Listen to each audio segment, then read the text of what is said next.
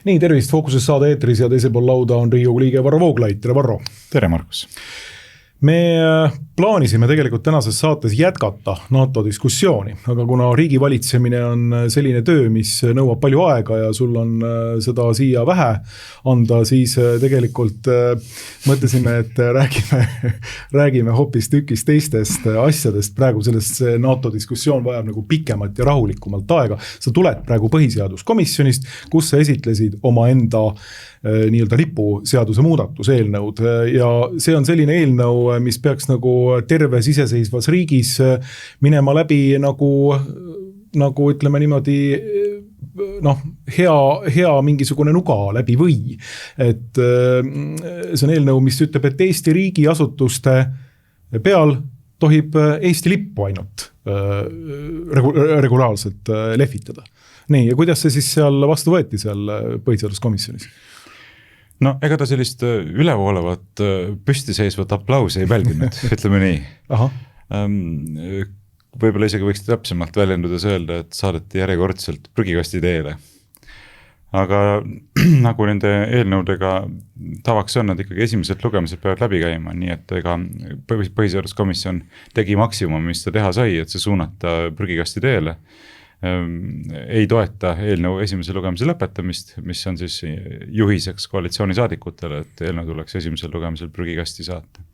Aga ma olen sinuga nõus, et see peaks küll olema selline eelnõu, mida võiksid kõik toetada sõltumata siin ideoloogilistest või poliitilistest eelistustest, et see võiks ju olla selline ühine positsioon, et Eesti riigis võiks Eesti lipule olla tagatud selgelt eristuv eristaatus, mis väljendaks kohast lugupidamist selle lipu vastu ja samuti selle kaudu ka riigi vastu, mida see lipp symboliseerib.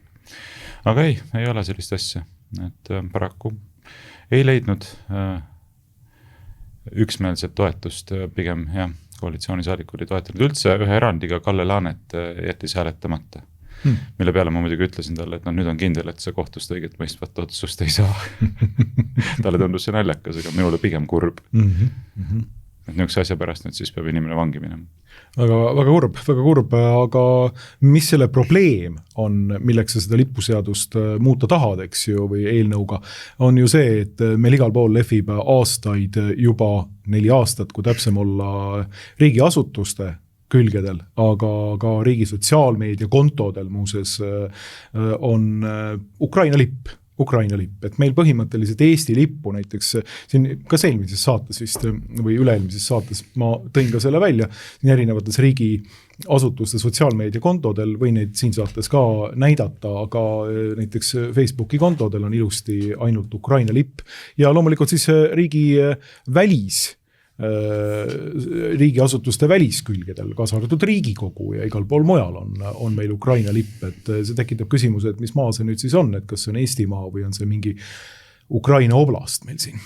No täpselt ja neid inimesi on Eestis kindlasti päris palju, kes ühelt poolt toetavad Ukrainat sõjas Venemaaga, aga teiselt poolt leiavad siiski, et Eesti lipule peaks olema tagatud selgelt eristuv eristaatus, mis väljendaks kohast lugupidamist, et kõik saavad aru, et teatud protokollaarsetes olukordades on igati kohane see, et riigiasutuste hoonete fassaadidele pannakse lehvima ka teiste riikide lipud. Tuleb külla meile Soome Vabariigi president, siis paneme Soome lipu, eks, tuleb Rootsi kuningas, paneme Rootsi lipu. Ma ei tea, tuleb kas või Euroopa Komisjoni president, võib-olla isegi, kui tuleb Euroopa Komisjoni asepresident, ka mitte vähetähtis kõrge esindaja. Et siis võib ju panna välja ka Euroopa Liidu lipu, niimoodi lugupidamise märgina. Kuigi kas seal nüüd on otsest põhjust väga sügavat isiklikku lugupidamist tunda, see on teine asi, aga lihtsalt institutsioonide vahelise sellise diplomaatilise lugupidamise väljendusena. Aga midagi hoopis muud on see, kui need lipud pannakse lehvima alaliselt. Ja see ongi nüüd see, mis on juhtunud Ukraina lipuga, et 2022. aasta veebruaris sellise emotsionaalse reaktsioonina pandi igale poole see Ukraina lipp välja, et avaldada Ukrainale toetust, aga ilmselt ei mõeldud ette nii palju, et kuule, et kauaks see siis sinna jääb. Et üks asi on, et see lehvib seal nädal aega, teine asi, et see lehvib seal 6 aega, kolmas on see, et see lehvib seal aasta aega, aga hoopis midagi muud on see, kui on juba 3 aastat ja 4. aasta saab täis ja no ma komisjonis ka ütlesin, et Euroopas on ju aset leidnud ka 30-aastane sõda ja 100-aastane sõda, et siis kas perspektiiv on see, et võib jääda meile 2 lippu, Eesti lipp ja Ukraina lipp, nii parlamendi hoone fassaadile kui valitsuse hoone fassaadile, kui ministeeriumide hoonede fassaadile, kui ülikoolide fassaadidele järgmiseks 30 või 100 aastaks või, kui see sõda peaks seal nagu mingil tasandil venima jääma pikaks ajaks, mis ei ole välistatud. Ja see ei ole õige, see lihtsalt ei ole õige. Ja huvitav oli siis kuulata, kuidas Riigikantselei sümboolikanõunik ütles, et ei, et meie poolt ette pandud 2 paragrahvi, millega täiendatakse lipuseadust, ei ole kooskõlas lipuseaduse alusloogikaga, sest lipuseaduse alusloogika näeb ette sellise miinimumstandardi. Et Eesti lipp peab olema pandud, aga see ei tähenda, et ei või ka teisi lippe panna. Mõtlesin, et aga mõelge nüüd ise selle jutu peale rakendatuna näiteks Pika Hermanni kontekstis. Ja mida te siis öelda tahate, et kui seadus ütleb, et Pika Hermanni tornis peab lehvima Eesti lipp, siis see ei tähenda, et sinna kõrvale ei või panna ka teisi lippe lehvima või? Seda tahate öelda või? Ei, seda nüüd mitte, eks ole. Aga mõtlesin, aga otsustage see ära, et tegelikult on tarvis öelda, et kas on tõesti tehtud nii, et on pannud miinimumstandard, et peab Eesti lipp olema, aga põhimõtteliselt on säilinud ka vabadus erinevatel asutustel otsustada ise, mida sinna kõrvale veel siis nagu lehvima panna või? Et siis võiks panna ju Pika Hermanni torni ka paralleelselt. Ära võtta ei tohi Eesti lippu, eks ole, et see on seaduses sätestatud, peab olema. Aga kuna ei ole öeldud, et ei või muid panna, siis võib panna sinna kõrvale veel 3 lippu. Ukraina lippu, Euroopa Liidu lippu ja miks mitte ka Vikerkaare lippu. Et siis on selline nelik selline kombinatsioon. No väga lühidalt, mida sa selle eelnõuga tegelikult muuta tahad üldse, mis paragrahve ja kuidas? No väga lühidalt öeldes on see sedasi, et Eesti lipu seadusesse saaks lisatud paragrahvi 10 2 täiendavat lõiget. Näete, kui sa lähed siin paragrahvi 10, siis see lõpeb praegu 6. lõikega. Aga siis sinna lisataks lõige 7 ja lõige 8. Ja ma võin ette lugeda, kui sa soovid. Võib-olla kõige lihtsam ongi see, pikad ei ole. Et lõige 7 ütleks siis seda, et riigiasutuste, valitsusasutuste, avalik-õiguslike juriidiliste isikute, kohalike omavalitsuste asutuste ning riigi või kohaliku omavalitsuse hallatavate haridusasutuste hoonetel võib koos Eesti lipuga heisata teiste riikide või rahvusvaheliste organisatsioonide lippe vaid ajutiselt ning üksnes protokollilistel eesmärkidel, nagu välisriikide või rahvusvaheliste organisatsioonide kõrgete esindajate visiidid vastavalt diplomaatilisele protokollile. See räägib ainult siis teiste riikide lippudest ja rahvusvaheliste organisatsioonide lippudest. Alaliselt ainult Eesti lipp, ajutiselt vastavalt diplomaatilisele protokollile, siis ka teiste riikide või rahvusvaheliste organisatsioonide lipud. Väga lihtne printsiip, eks ole. Ja teine lõige räägib siis mitte riigilippude, teiste riikide lippude heiskamisest ega rahvusvaheliste organisatsioonide lippude heiskamisest, vaid ideoloogilist sõnumit kandvate lippude heiskamisest. Ja seletuskirjas on ka kirjutatud siin punktis 5, et mõiste ideoloogilist sõnumit kandvad lipud hõlmab lippe, mis esindavad kindlaid poliitilisi, sotsiaalseid või ideoloogilisi liikumisi, näiteks niinimetatud seksuaalvähemuste poolt kasutatavat Vikerkaare lippu ja selle variante. Et seal see Riigikantselei sümboolikaosakonna nõunik ütles ka, et iga lipp kannab mingit ideoloogilist sõnumit. Ja võib öelda, et väga üldiselt väljendatuna on see ilmselt tõsi, eks ole. Tartu Ülikooli lipul on ka mingi ideoloogiline dimensioon, eks. Aga see ei tähenda, et see on ideoloogiline lipp, see on ikkagi selle konkreetse asutuse lipp. Aga teine lõiges ütleb seda, et riigiasutuste, valitsusasutuste, avalik-õiguslike juriidiliste isikute, kohalike omavalitsuste, riigi või kohaliku omavalitsuse hallatavate haridusasutuste ning nüüd on lisatud Eesti Vabariigi diplomaatiliste välisesinduste hoonetel on koos Eesti lipuga keelatud heisata ideoloogilist sõnumit kandvaid lippe või avalikult eksponeerida muid ideoloogilist sõnumit kandvaid sümboleid. Nii et siin on siis toodud sisse ka need diplomaatilised esindused. Et ei ole sätestatud sellist keeldu, et näiteks Eesti Vabariigi saatkondadel ei või lehvida ka Euroopa Liidu lipp, sest see on tõesti laialt levinud praktika Euroopa Liidus, eriti väljaspool Euroopa Liitu, eks ole, et kui näiteks Euroopa Liidu kodanik satub väljaspool Euroopa Liidu hätta, ta näeb, et kusagil on Euroopa Liidu lipp, siis ta võib konsulaarabi saamiseks pöörduda ka Eesti Vabariigi saatkonda, olgugi ta näiteks ise on leedukas või itaallane, eks ole. Nii et selles mõttes see on funktsionaalne ja see on arusaadav. Aga siin välisesindustest rääkides on küll öeldud, et ei tohi heisata ideoloogilisi lippe, see on väga lihtsal põhjusel, et Eesti Vabariigi diplomaatilised esindused on Eesti Vabariigi esindused, mitte valitsuse esindused. Valitsused vahetuvad, valitsustel on erinevad poliitilised ja ideoloogilised eelistused ja lihtsalt põhimõtteliselt kontseptuaalselt vale on teha välisesindustest konkreetse valitsuse ideoloogiliste ja poliitiliste eelistuste eksponeerimise instrument ja mis veelgi hullem, asukohariigi siseasjadesse sekkumise instrument. Nii et 2 sellist põhimõttelist põhjendust. Jällegi võiks ju olla täiesti arusaadav, iseenesestmõistetav ja toetusväärne. Ja lepime kokku, et kes iganes on valitsuses, ei hakka välisesindusi kasutama endale meelepäraste ideoloogiliste ja poliitiliste sõnumite kõlama panemiseks ja seda veel viisil, millega sekkume asukohariigi siseasjadesse. Ärme seda tee, lepime kokku, eks. Kas on EKRE valitsuses või Reformierakond valitsuses, ükskõik kes on, seda me ei tee. Lepime kokku mängureeglid. Aga näed, ei saa sedagi toetada. No ära sa ütle, sellepärast, et Majandus- ja Kommunikatsiooniministeeriumis hiljuti välja tulnud nii-öelda homo- ja sooideoloogia 5-aastaku plaan näeb expressis verbis ette seda, no just nimelt. Et Eesti Vabariigi saatkondade hoonetel heisatakse homo- ja translipp ning mõjutatakse sellega ka muuseas asukohariigi sisepoliitikat ning teadlikult tehakse seda ja muuseas tehakse ka niimoodi, et kirjutatakse alla koos teiste Euroopa Liidu ja teiste vastavalt meelestatud saatkondadega kõikvõimalikke avaldusi, kaitstakse homoideoloogiat ja tehakse nii-öelda konkreetseid lükkeid sekkumaks asukohariigi siseasjadesse. Samamoodi täpselt nii, nagu meie siseasjadesse sekkuti siin 13 aastat tagasi, kui kooseluseadust läbi suruti ja ka abielu rivetamise perioodil. Et täppi pealt pannakse nüüd Eesti saatkond selle homo 5-aastaku plaani kaudu tanki ja nõutakse meie välisesindustelt samasugust asja. Muuseas ka räägitakse seda, et Eesti diplomaatiline korpus osaleb ka kõikvõimalikel uhkuse ja homoparaadidel. Nii et see tehakse nagu avalikuks Eesti poliitikaks. Ja on täiesti arusaadav, et loomulikult see punkt eriti, eks ju, on nüüd sulaselges vastuolus Majandus- ja Kommunikatsiooniministeeriumi võrdsuspoliitikate osakonna homo 5-aastaku plaaniga, eks ju.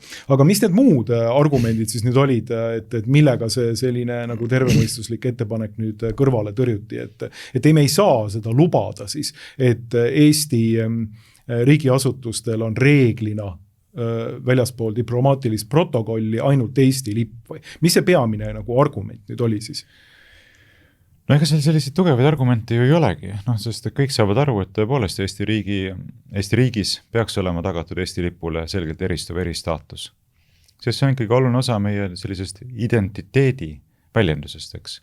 Ma ütlesin ka, et ütleme, nende välismaiste rahvusvaheliste organisatsioonide lippude kuvamine on vaata kõige vähem problemaatiline, sest et need sümboliseerivad siis seda, et me kuulume nendesse organisatsioonidesse. Aga ma ütlesin samas ikkagi, et kui me paneme kõrvuti Eesti lippu ja need, siis see on kontseptuaalselt problemaatiline, sest et rääkida sellest, et lipp on meie identiteedi väljendus. Me kujutame väga hästi ette, et meie kui eestlaste identiteet säilib ka ilma Euroopa Liidu ja NATO-ta. Eks kas need organisatsioonid eksisteerivad või eksisteeri, see ei mõjuta seda, kas me oleme jätkuvalt olukorras, kus me saame tunda ennast täisväärtuslikult eestlastena, eks. Samal ajal, kui Eesti riik enam ei eksisteeriks, siis ma arvan, et meie identiteedist oleks midagi väga olulist kaotsi läinud. Igal väga palju olulisemalt kui siis, kui ei eksisteeri enam Euroopa Liitu või NATO-t, eks ole. Nii et seegi võrdlus näitab seda, et nad tegelikult ei ole nagu sugugi võrdsed komponendid rääkides sellest, kes meie eestlastena oleme. Ja seda peakski see lipp väljendama. Ja seda peakski väljendama see, et ta on seal üksi, aukohal. Ei roni sinna ükski teine lipp kõrvale alaliselt. Need võtad ka koha sisse siin Eesti lipu kõrvale, eks, et me oleme ka ikkagi väga oluline osa või isegi sama oluline osa teie identiteedist. Ei ole. Nii et kus ma hakkasin rääkima, et see on nagu see kõige vähem oluline, vähem problemaatiline aspekt. Aga mida muidugi tõid esile ja Ando Kiviberg põhiseaduskomisjoni esimehena eriti veel lõpus toonitas seda, et tema ei saa küll mitte kuidagi nõustuda selle ette pandud lahendusega, sellepärast, et kui me keelaksime ära Ukraina lippude avaliku eksponeerimise, siis sellega me ju näitaksime, et me enam nüüd Ukrainat ei toeta. See on muidugi väga demagoogiline, sellepärast, et esiteks, see on ju niigi teada, et Eesti toetab Ukrainat või ei ole. Vaata lihtsalt palju on raha näiteks antud, palju on pagulasi vastu võetud, palju on kõik võimalikku muud toetust, sõjalist abi antud, nii edasi. Seda esiteks. Teiseks, küsimus ei ole ju Ukraina lipu ärakeelamises, vaid Eesti lipule aukoha tagamises, nagu see peakski olema. Nagu see on alati olnud enne seda, kui 22. aasta veebruaris see suurem sõda lahti läks, eks. See on alati olnud, see on pikaaegne praktika, et Eesti lipul on sellisel viisil aukohta. Teiste riikide lippudele ei anta alalist kohta Eesti lipu kõrval avaliku sektori hoonetel. Ja kolmandaks, ega see, et avaliku sektori hoonetel ei või seda lippu panna, ei tähenda, et igaüks oma eramaal ei võiks seda lippu lehvitada, eks. Tahad toetust avaldada, solidaarsust väljendada, pane oma koduhoovi solidaarsuse märgina mingi teise riigi lipp, ega seda keegi ei keela. See eelnõu ei keela kõige vähemalgi määral seda, mida iga eraisik võib teha seonduvalt teiste lippude lehvitamisega. Sinna hoovile võib panna ka üles homolipu või ükskõik millise ideoloogilise lipu, et kui tahate külarahva ees näiteks näidata, et mis masti, sõna kõige otsesemas mõttes, mis masti tegelasega on, et sinna võib siis ka ideoloogilisi lippe panna püsti, et seda ka ei keela. No mina ütlekski nendele Margus Tsahknatele tõesti, et alustage sellest, et pange alaliselt lehvima see LGBT lipp oma koduhoovi ja mitte Eesti Vabariigi välisesindustele ja ministeeriumidele, et siis räägime edasi. Et need on kõik need suured Ukraina toetajad. Ma tahaksin, et nad deklareeriksid kõik ka ise, kui palju nad iga kuu Ukrainale raha annetavad, eks. Kes seisavad selle eest, et järgmised 10 või 100 miljonit maksumaksjate raha ära kantada. Me peame tegema rohkem alati. Me peame, eks. Meie vorm, jah. Ei, sina mees, alusta ise endast. Ja siis räägime edasi, eks. Et ma arvan, et väga paljud neist ei ole mitte midagi annetanud, eriti pärast 2022. aasta algust, eks. Alguses panid võib-olla head rahad Slava Ukrainile hakkama, ei, see on, siis kadus hind ära, aga iseenesest on väga, väga huvitav asja, et see me-vorm tähendab tänapäeval jällegi uuskeeles seda, et teie peate tegema rohkem. Meie peame. Meie teeme teie rahaga rohkem. Ja, meie teeme teie rahaga. Ja, me võtame teilt raha ära. Karistusähvaruse ära võtame. Ja siis hakkame tegema sellega. Ehk siis meie peame kõik koos tegema. No see on kõik nendes punktides, kus ma alati mõtlen, et kuule, ma ei tea, kas sa panid tähele, hiljutistes uudistes on nüüd täiesti niimoodi süstemaatiliselt käinud läbi see manipulatiivne retoorika, et kui Euroopa Liidu liikmesriikidele ei õnnestunud ikkagi kokku leppida Venemaa külmutatud varade võõrandamises ja Ukrainale üleandmises laenuna, mille Venemaa peaks siis kunagi tagasi maksma Ukraina eest, eks ole, mille kohta Bart de Wever ütles, et nalja teete, et kõik saavad tegelikult aru, et Ukraina ei võida seda kunagi. Öeldes välja selle, mida tegelikult kõik need Euroopa riikide valitsusjuhid ju tegelikult teavad, eks. Siis on Eesti maksumaksjad kohustatud hakkama Ukraina riiki ülal pidama. Ja keegi ei argumenteeri midagi, et kui Venemaa külmutatud varasid ei saa kõiku lasta, Belgia vastuseisu tõttu või mõne teise riigi vastuseisu tõttu, Euroopa Keskpanga vastuseisu tõttu, kõik on väljendanud vastuseisu erineval määral. Siis ei ole midagi teha, et siis peavad Euroopa maksumaksjad hakkama seda raha välja panema. Eesti puhul poliitiku arvutuse kohaselt oleks siis 466 miljonit eurot esimese raksuga. Pool miljardit esimese hooga. See on algus alles, eks ole. Minu küsimus on see, pidage hoogu, hold your horses, nagu öeldakse. Et kus te selle eelduse võtate, et Eesti maksumaksjatel on kohustus pidada Ukraina riiki üleval? Ei ole ju. Mitte mingit sellist kohustust ei ole. Eesti maksumaksjate raha on mõeldud selleks, et pidada üleval Eesti riiki. Punkt. Kõik. Kuhu me jõudnud oleme? Me hakkame sellise asja üle arutlema. Eesti maksumaksjatel karistuse ähvardusel ära võetud raha on mõeldud Eesti riigi ülalpidamiseks. Kõik. Ja nii lihtne asi on nüüd kaotsi läinud, eks ole. Ja siin on nüüd sama asi, eks, et noh, ma ei saa nagu aru sellest, et miks peab üldse riik Ukrainat toetama maksumaksjate rahaga erinevate meetmete kaudu. Miks ei või niimoodi olla, et avatakse mingi annetuskonto riiklikult näiteks, et Slava Ukrainile keegi taha enam annetada, eks. Aga riik avab näiteks annetuskonto. Ja nüüd ongi nii, Eesti toetab Ukrainat täpselt nii palju ja täpselt nende kodanike poolt, kes kannavad sellele kontole raha üle ja sealt me siis ostame kas relvastust Ukrainale või ostame neile muud vajalikku asju või anname selle raha neile üle. Väga õiglane aus printsiip. Kui eestlased tahavad toetada, siis toetavadki. Mitte niimoodi, et on mingi väike käpudes inimesi, kes karistuse ähvardusel võtavad kõikidelt inimestelt maksuraha ära ja siis hakkavad seda selektiivselt ise vaatama, kuhu suunata. Ja kusjuures väga suure osa, kümned, 100 miljonid suunavad vast tärganud igasugustele ettevõtetele kaitsesektoris, eks ole, mille on endised Kaitseministeeriumi kaitseväe tippjuhtkonna tegelased rajanud kiiruga, et oleks kuhu suunata, eks ole.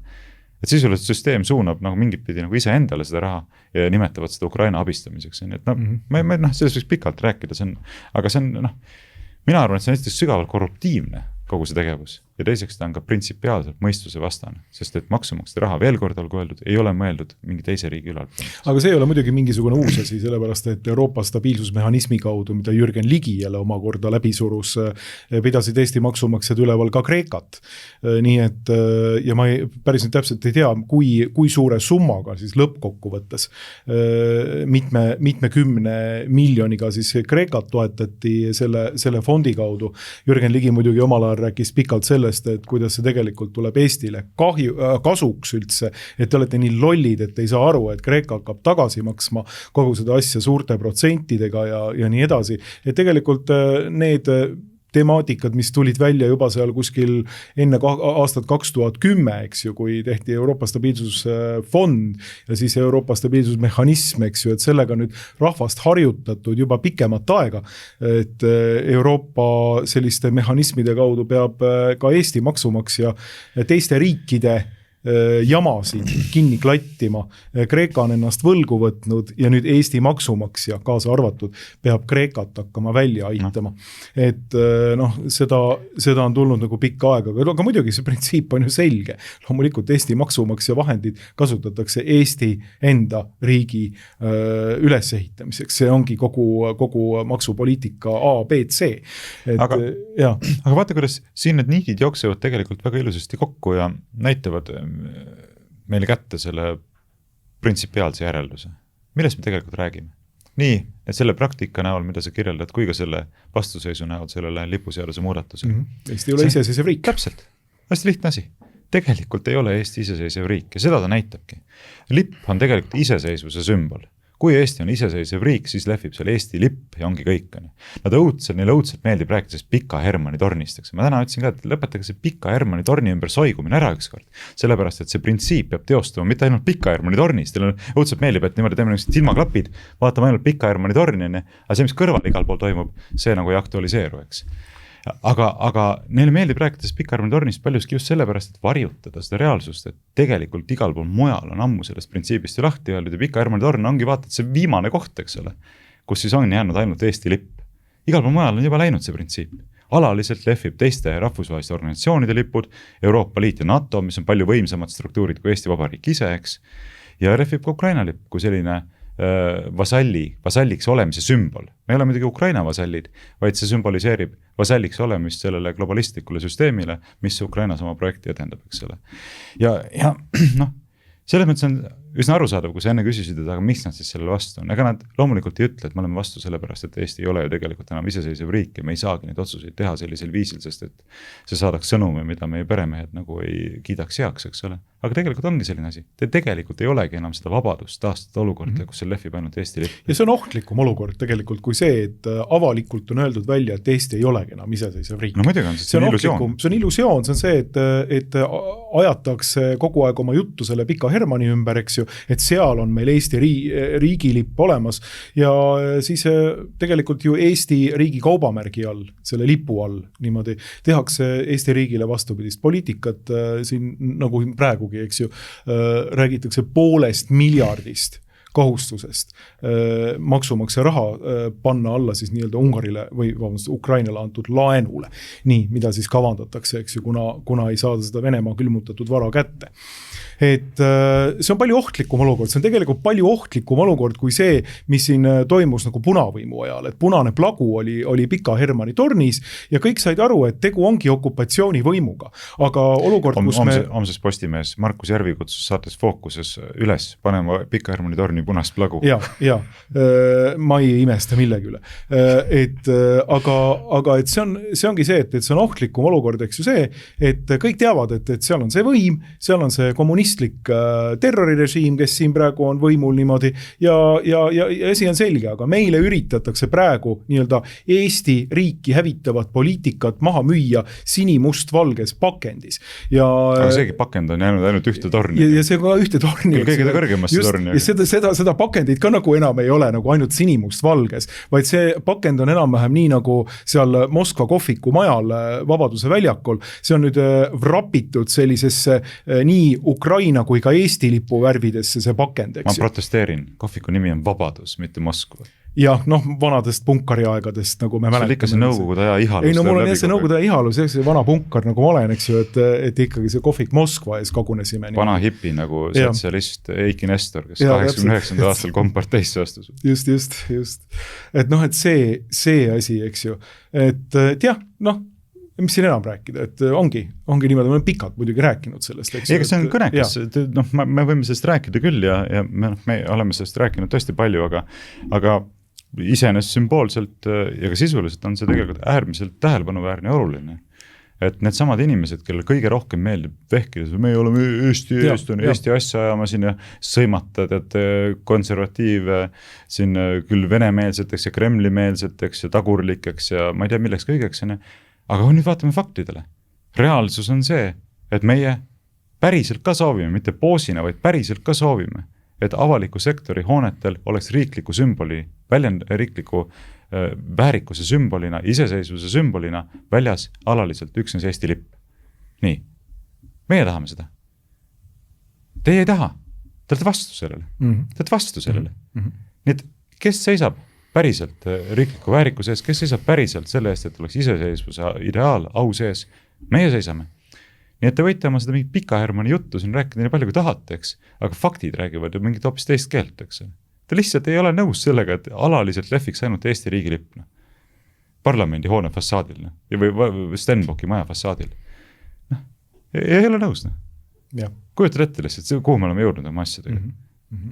Ei ole, ma olen vastu. Ei, aga me oleme jõudnud sellega ka välispoliitika analüüsides ja kõikides muudes, et kui inimene tuleb ja ütleb, et ma tahaks iseseisvat Eesti riiki, radikaalselt iseseisvat Eesti riiki. Niimoodi, et me ei sõltu. Ja täpselt, et me ei sõltu Euroopa Liidust, me ei sõltu NATO mingitest juhistest või mingitest nii-öelda vaibal antud juhistest näiteks, mis puudutab ka Eesti sisepoliitikat. Nii, vaid me oleme tõesti sõltumatu ja iseseisev riik, siis seda nimetatakse putinismiks. Nii, et me oleme jõudnud siis oma rahulikult järele mõelda. Seda ma ei taha, et enamik seadusi tuleb Brüsselist meile. Nüüd on maskid langenud. Ma ei taha, et näiteks NATO kaudu tullakse ja sekkutakse meie sisepoliitikasse mingisuguste kolmandate kanalite kaudu, eks ju. Ja kasutatakse ära seda kogu aeg, seda retoorikat, et kui te ei tee seda, ahvid, kui te ei tee seda, talupojad, siis me ei tule teid kaitsma, eks ju. No nagu Tsahkna ütles, et kui meil lase Ameerika korporatsioonidel oma fosforiiti kaevandada, siis neil puudub huvi Eestit kaitsta. Täpselt, et kui seda nagu panna sellesse konteksti, et me oleme jõudnud sinna. Meil on keegi, kes tuleb sinimustvalge lipuga, ütleb, et see peaks olema Eesti riigiasutuste ametlik ehe, lipp ja me tahame iseseisvust. Klassikaline kas Kremli agent. Kas ainult sümboolselt. Pole ka palju palutud. Klassikaline Kremli agent. Ega siin midagi pole teha. Kuule, aga tuleme teise teema juurde ka. Et selle teemal me ilmselt räägime kindlasti ka veel, kui me räägime selles NATO temaatikas ja ma tahaks selle tõesti ette võtta sinuga siin, kuna sellest saatesse välja ka tuli ja seda teemat tegelikult tasub arutada nagu pikemalt, laiemalt, et sa tuledki tegelikult sealt põhiseaduskomisjonist, eks ju, aga nüüd lähed kohe edasi riiki valitsema ERR-i nõukokku ja seal on siis nagu puhuvad nüüd sellised tuuled, et justkui on sinule vähemalt välja tulnud mingid märgid, et sellel koosolekul plaanitakse Veidemann maha võtta ja sa oled siin avalikult ka öelnud, et märke on see, et ERR-i nõukogu liige Sulev Valner oleks justkui ära räägitud, tema oli see puuduv hääl, millega siis mis oli puudu sellest, et Veidemann ERR-i nõukogu esimehe kohalt eemaldada ja saab siis nüüd näha nagu tegelikult juba mõne tunni pärast. Me salestame seda saadet kohe vahetult enne ERR-i nõukogu istungit, et mida siis sealt välja tuleb, kas Valner on ära räägitud või mitte ja kas kogu see revolutsiooniline tiib ERR-is saab nüüd oma tahte läbi või mitte. Aga ma enne, kui ma nagu annan sõna sinule üles, ma ütlen, et igal juhul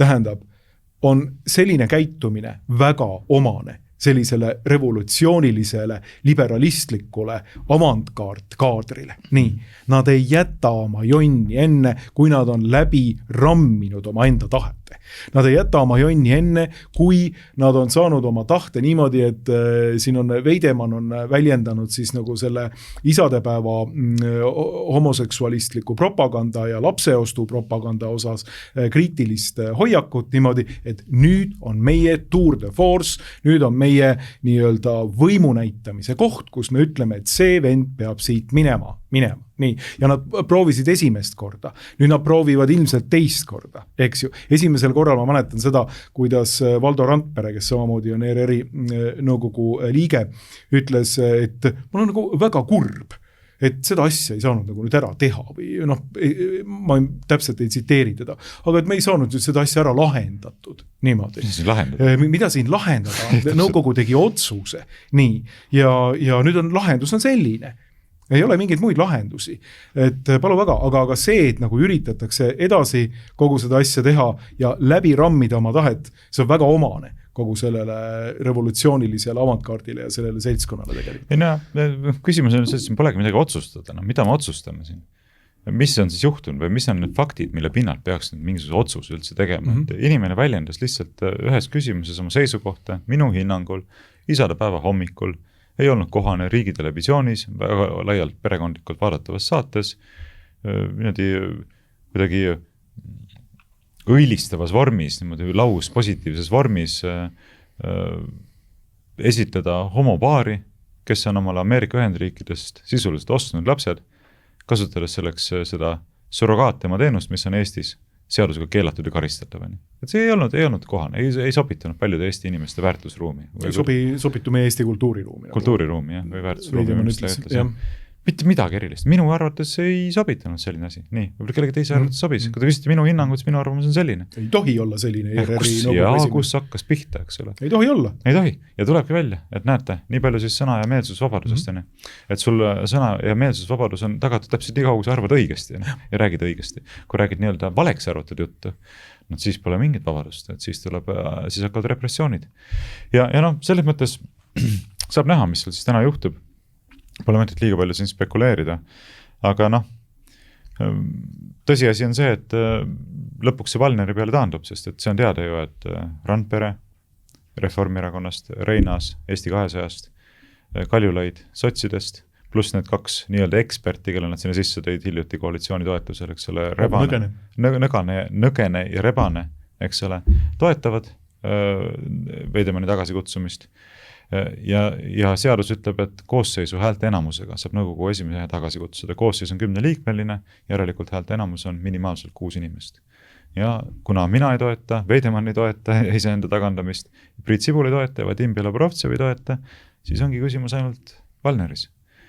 Ja noh, kui siis õnnestub ta tagasi kutsuda, siis peab nende toetus olema. Et noh, vaata, kuidas Nõgene sõnastas ka need 3 punkti, mis ta pakkus siis välja tänasesse päevakorda, tänase koosoleku päevakorda. Jätkata arutelu Rein Veidemanni sobivuse üle. Kes selle koosoleku üldse kokku kutsus? No see on regulaarne koosolek, mille nõukogu esimees teeb ettepaneku ja need määratakse juba hooaja alguses. Ehk siis see koosolek, kus seda arutati esimest korda, see oli irregulaarne. See oli selle erakorraline, et selle kutsus kokku Veidemann ise, eks ju. Ja selle kutsus ise kokku, et räägime siis selgeks need asjad, et ärme siin hakka meedia vahendusel neid asju arutama. Aga nüüd siis on regulaarne koosolek ja siis Nõgene pani välja 3 punkti, et esimene, jätkata arutelu Veidemanni sobivuse üle, kuigi keegi see arvab, mida siin enam arutada, me eelmine kord arutasime see 3 tundi. Teiseks, nüüd vaata, kui manipulatiivselt sõnastatakse, kui arutelu peaks viima sinnani, et siiski ilmneb, et on tarvis teha ettepanek Veidemann tagasi kutsuda nõukogu esimehe koha pealt, siis teise punktina viia läbi hääletus Rein Veidemanni tagasi kutsumise üle. Ja kolmandaks, kui, aga me ei tea, eks ole, kuidas asjad lähevad, see selgub ju koosolekul, eks ole, et kõik on ju iseseisvad, ega nad eelnevalt neid kokku siis läbi. Et kui nüüd peaks juhtuma nii, et tõesti siis nõukogu enamus leiab, et Veidemann tuleks tagasi kutsuda ja kutsubki ta tagasi, et siis, ja üksnes siis, eks, viia läbi ka uue esimehe valimine kohe. Kujutad ette, sul antakse minut ette teada, kes on uue esimehe kandidaat ja kohe toimub hääletamine, nagu, et ei mingisugust ettevalmistust, ei mitte mingisugust kooskõlastust fraktsioonidega, mitte midagi, et kohe valime siis uue. Et noh, tegelikult on neil plaan paigas. aga Veidemann on ise ju ka hääletamas, et kas Veidemann hääletaks siis enda ma arvan, et Veidemann ise enda sobivuse üle vist ei saa hääletada. Mul ei ole praegu seadus silme ees, aga või saab hääletada, ma ei tea. Või tähendab, igal juhul ta saab hääletada uue esimehe poolt või vastu. Jah, seda küll. Aga ma ei kujuta küll ette, kuidas uue esimehe valimine peaks seal aset leidma. Eks siis see sama seltskond, kes võtab vana esimehe maha, valib ise endi seast ka kohe uue, määrab sisuliselt ise endi seast ka uue esimehe, kui see nii läheb. Aga tegelikult ei ole mõtet, ma ütlen siin etteruttavalt väga palju arutada, sest homme juba saame rääkida faktidest, aga mis on muidugi väga tähelepanuväärne on see, millega sa alustasid, eks ole. Nüüd me olemegi jõudnud sinna punkti, et kui sa oled inimene, kes väljendab seisukohti, mis ei ole kooskõlas selle ideoloogilise diktatuurilise programmiga, siis siin lihtsalt võetakse maha avaliku teenistuse kohta. Kes küll seda juttu rääkis milline šokk, ühiskonnas? Ma poleks elu sees seda suutnud ette näha. Kes küll seda selle eest hoiatas Eesti ühiskonnas? Putin ilmselt. Jah. Kui keegi siis tema. Kui keegi siis tema. Võib-olla ka SAPTK oma mõningates dokumentides 12-13 aastat tagasi, aga ju ta siis peamiselt ikka Putin oli. Ja nii ta läheb. Ja see on muidugi oluline, et küsimus ei ole üksnes Rein Veidemannis. Küsimus on põhimõtteline ja nad saavad ju väga hästi aru, nad sellepärast seda teevadki. Veidemann on lihtsalt instrument või nii-öelda konkreetne vahend, millega siis seda programmi jõustatakse. Aga tegelik eesmärk on ju saata väga selge sõnum kõigile inimestele Eesti ühiskonnas. Et võtke nüüd teadmiseks, õppige teiste vigadest. Näed, Rein, vanem inimene, oli natukene niimoodi toitu, eks ole. Ei osanud teiste vigadest, teistest riikidest õppida, et suukene ilusasti kinni panna ja mitte väljendada valesid seisukohti. Libastus, ütles valesti asju, väga kahju. Nüüd. Aga sai ka aita. Ja nüüd saab natukene aita. Teie olge targemad. Teie ärge nii toitu olge kui Rein Veidemann. Teie õppige Reinu vigadest ja pange oma suukene nüüd ilusasti kinni kohe ettevaatavalt. Sest kui teie nüüd sellest ilusasti aru ei saa, siis arvake ära, mis teiega juhtuma hakkab, eks ole. Ja mitte ainult see, et teid võetakse maha erinevate kohtade pealt, vaid te ei kvalifitseeru ka enam üldse kusagile avaliku teenistuse kohtade peale. Ei kvalifitseeruda ERR-i nõukogu juhatama, ei kvalifitseeruda ERR-i juhatusse, ei kvalifitseeruda ühtegi ministeeriumisse, mingi osakonna juhatajaks ega isegi võib-olla lihtsamaks ametnikuks, ei kvalifitseeruda õppejõuks ülikoolidesse, õpetajaks koolidesse, kasvatajaks lasteaedadesse. Erasektoris võib-olla leiate veel rakendust, kuni teiesuguseid inimesi on veel lubatud üldse palgata, eks ole. Aga avalikus sektoris töötamine unustage kindlasti ära, kui te avalikult selliseid seisukohti väljendate. Ja veel kord ütlen, jutt ei käi ju mingitest skandaalsetest seisukohtadest. Ta ei ole isegi ütelnud, et homoseksuaalsed suhted on ebamoraalsed või homopaar ei moodusta perekonda või abielu või et homoseksuaalidel ei peaks üldse olema õigust lapsendada. Pole mitte midagi sellist ütelnud. Ta lihtsalt ütles, et selles konkreetses hetkes, sellel konkreetsel päeval selline konkreetne saatelõik ei sobitanud minu hinnangul sellesse konkreetsesse programmi, eks ole. Ülimalt pehme väljendus. Ja. Aga selge on ka see, et seda kasutati, seda asja juhtimaks ära tähelepanu kogu sellelt ERR-i enda käitumiselt, eks ju. See on see, et ERR ise astus korralikult ämbrisse, tegelikult ta tegi seda teadlikult, loomulikult jälle provotseerides Eesti ühiskonda, täites programmilisi eesmärke, juba enne kui Majandus- ja kommunikatsiooniministeeriumist mingitki dokumenti veel välja oli tulnud, põhimõtteliselt täitis ERR seda, mida ta pidigi tegema siis mingil tasandil. Ja kogu see poliitiline kära Veidemanni ümber justkui summutab ära selle, mida kogu selle kriitikalaviini ERR-i enda suhtes. Kogu kriitikalaviin tuleks tegelikult suunata ERR-i poole. Anu Välba poole, seal elamussaadete toimetuse juhi Karmen Killandi poole ja teiste vastutavate toimetajate ja ERR-i juhatuse ja nõukogu poole ka samamoodi. Mis toimub? Nii, isadepäeval edendatakse Eesti Vabariigi seadustes kriminaalkorras karistatavat praktikat. Ehk siis laste ostmist, laste inimkaubandust. Nii. Tehes seda sellises selgelt propagandistlikus võtmes. Nii.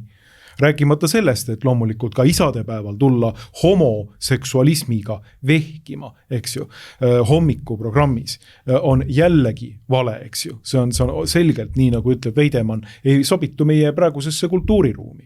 Nii, et kogu see teravik tuleks suunata ERR-i toimetuste poole niimoodi, aga loomulikult siin kasutati Veidemanni ära, tehti see nii-öelda Veidemanni kaasuseks, eks ju, ja sestap on ilusti nii-öelda tuli nüüd selle Karmen Killandi, Anu Välba ETV toimetuste poolt ilusti ära pööratud ja me räägime nüüd siin pelgalt nagu Veidemannist. Et see nagu väga hea nagu diversiooni akt ütleksin. Eks see on üks selliseid olukordi, kus nähtub, et see ütlus parim kaitse on rünnak peab isegi paika. Ja. Ta mitte kaugeltki alati ei pea paika, et ma arvan, et Eesti riigi parim kaitse ei oleks see, et ennetavalt Venemaale väike raketirünnak korraldada, aga mingites... Väga paljud arvavad, et on. Väga paljud arvavad, et on, ja et see on ka vaidlusalune küsimus. See on tänases Eestis täitsa vaidlusalune. Sandistada oma koduõuel. Ikka. Teeme ühe ennetava raketirünnaku Peterburi pihta. Vaatame, kuidas Eestist järgi jääb.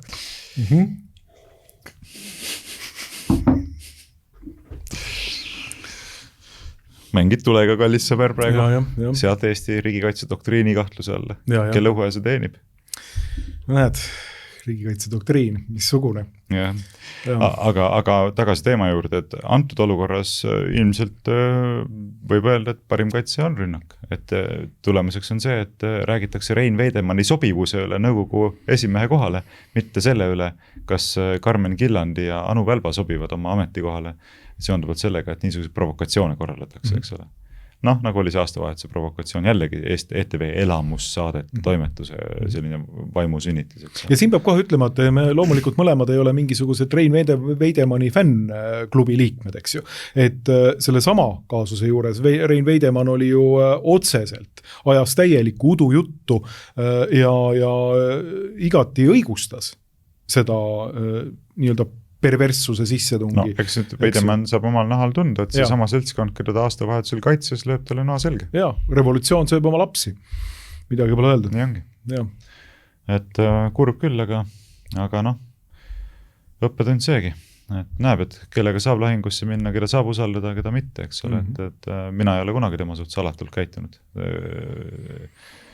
Tema usaldust nii-öelda kuritarvitanud või talt vaipa alt ära tõmmanud või midagi. Ma olen seisnud lihtsalt väga lihtsalt ja selgete põhimõtete eest ERR-i nõukogu liikmena viisil, mida ta pani toona mulle pahaks. No, me oleme selle asja omavahel ära klattinud praeguseks ajaks. Aga nüüd need vennad, keda ta toona toetas, need on need, kes tal noa selga löövad, mitte mina.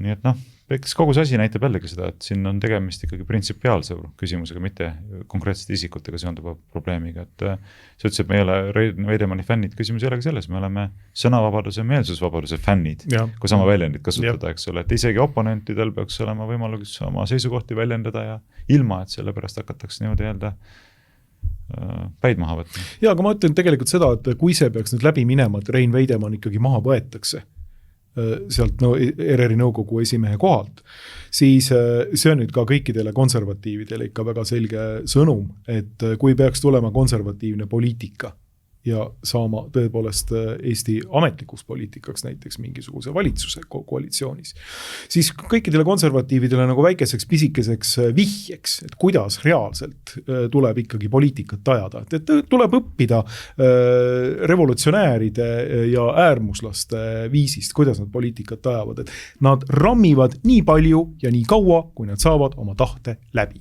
Nii. Et kui see nüüd peaks tõepoolest juhtuma, et Rein Veidemann täna maha võetakse. Ja see tähendab seda, et täppi pealt samamoodi, täpselt sama külmalt, täpselt sama masinlikult peavad käituma konservatiivid, kui nad on võimul. Nii, nad peavad rammima nii kaua, kui nad saavad oma tahte läbi ja põhimõtteliselt lipukirjaks peab olema nutta inimene. Et siin ei ole mitte mingisugust järeleandmist. Mis juhtus viimati, kui konservatiivid olid võimu juures ja üritasid rammida läbi, et abielu referendum tuleks? Ja, juhtus see, mis lipukirjal nuta inimene. Ja, tuli see, mis tuli. Juhtus see, et tuldi võeti see lipp nuta inimene sildiga. Pandi teise konservatiivide kätte. Käest ära ja hakati ise lehvitama. Just. Siiamaani tuleb nutta, vaata. Et jah. Ei, aga see printsiip peab olema see. Printsiip peab olema see, et tuleb lihtsalt läbi rammida. See näitab seda, et konservatiividel polnud jõudu. Nii, võetigi maha. Polnud midagi teha. Tuli liberalistlik süvariik ja tuli kapojuht Taibu, eks ju, kellest sündikaadis räägitakse nii mõndagi huvitavat, eks ju, ja ütledi, et ei ole sellist referendumit teil vaja, matsid. Ja otsustasid. Ega see mingit isiklikku puutepunkti ei olnud see temaatikaga? Mine sa tea, vähemalt Sündikaat, selline raamat nagu toob meile välja sellise väga huvitava kuju, kes on juhuslikult sellise Toompuiestee, mis on 1 või 2 või 3 selle maja aadress, selle maja juht, kellel võib selle raamatu järgi olla täitsa isikuline kokkupuutumus selliste teatavate soodumustega, et ei oska öelda. Vähemalt selline täiesti fiktiivne seos, millel puuduvad igasugused seosed reaalse eluga, vähemalt väidab seda. Sa tahad öelda, et võib olla niimoodi, et isik, kellel osutatakse tema puhul pilk ei peatu päris vastumeelselt ka samasoo esindajatel. Võib nii olla, aga see on ainult fiktiivse raamatu üks selliseid fiktiivseid tegelasi, mille väidetavalt ei ole mitte mingisuguseid seoseid reaalsusega. Veelgi vähem on seal seoseid abielureferendumi mahavõtmise. Ma arvan ka. Päev enne seda, kui parlamendis pidi toimuma hääletus. Ma arvan ka. Kas esimene referendum 20 aasta jooksul tuleb või ei tule, läbinisti demokraatlikus Eesti Vabariigis. Täpselt. Oi, siit tuleks nüüd hea hakata edasi panema rahulikult ja keevitama veel oma 15-20 minutit, aga vaata, ka riigivalitsemine nõuab oma ohvrit ja ma lubasin, et ma annan sulle teada, kui sa pead ära siit minema, sellepärast et ERR-i nõukogu ootab ja nüüd sul on vaja siis seal Rebase ja Nõgeneniga ja teiste suurte korüfeedega rinda pista, nii ekspertidega jõudu. Aitäh ja ega see riigivalitsemine kerge töö ei ole, aga luban, et annan endast parima. Aga müts maha tõesti nende eest, kes riiki valitsevad. Aitäh! Olgu, kohtumisel. Kohtumisel.